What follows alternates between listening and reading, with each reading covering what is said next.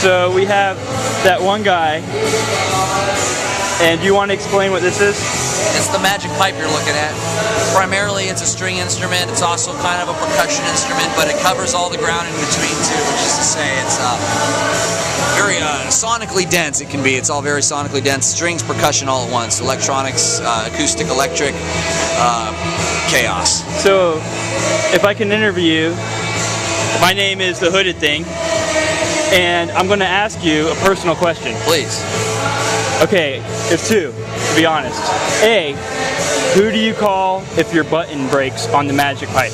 You know what? I gotta look to myself because I'm always on the road and I'm alone. So I have to fix it myself. I have to be my own repairman and my own tech.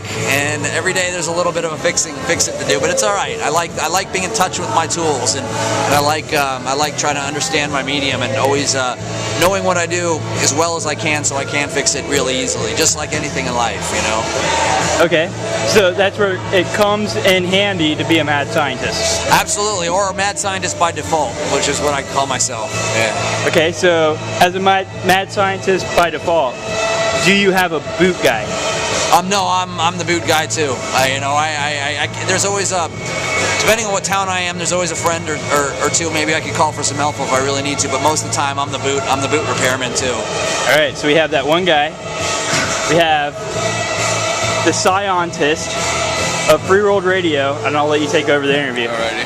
I was wondering, who are your musical influences? There's so many, but let me start with, say, as a jazz bass player, Milt Hinton, Ray Brown, Ka-Chow, a lot of the old cats, Paul Chambers, but then, got into the electric bass a bit with Jocko and all that stuff. Got way into the Zappa and Captain Beefheart quite a bit. I'm a huge Rush fan. They're probably my favorite band of all time. But lots of music from around the world, different places. I studied tango music for a while. I studied jazz music, like I said, for quite a while. I studied some modern classical stuff and some old classical stuff. The romantic stuff, the Baroque stuff, Mozart, Bach, Beethoven a little later, Stravinsky a little later than that.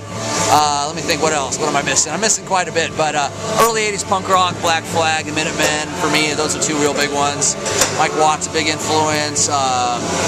Bootsy Collins, Parliament Funkadelic for sure. Some of my contemporaries, of course. I'm a huge fan of Buckethead and a huge fan of Les Claypool and a little everything in between. The list is endless for sure, as it probably is for you too. Yeah. And where else can we find your music? I know you've got That1Guy.com. Are there other websites or avenues that we can find your music at? Yeah, That1Guy.com is the best place to start. It can be a hub for all the things. I'm on Bandcamp and places like that, but it all branches off from That1Guy.com. All my albums, my videos, a little bit everything that I do is on there. So that's the best place to go. Okay, awesome. And I see that you've done like shows like all over the world and all over the states. Do you have a memorable show, the most memorable, or something that occurred that probably was just like, wow, it doesn't normally happen in any other shows? Memorable, something memorable.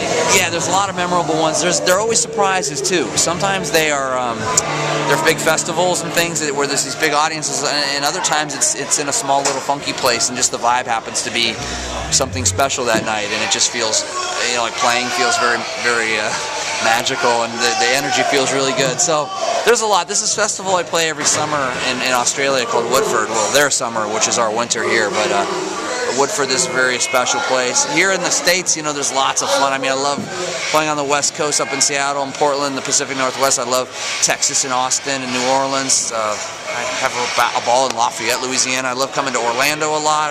Jacksonville's always fun. Tampa's always fun. You want to give a shout out? Gainesville for sure. Who do you like playing with? Who do I like playing with? Yeah. In terms of other bands, or yeah. God, I mean, there's many. I play with so many. I got to do a few gigs with Sleepy Time Grill Museum a few years ago. Me and Buckethead have gotten to do a few tours, and I'm a huge fan and feel lucky to get to be an acquaintance of his. Excellent. And then there's a lot of good ones. It's the world's full of good music for sure. So. Well, I'm going to wrap this interview up, and I appreciate your time and effort and your show tonight.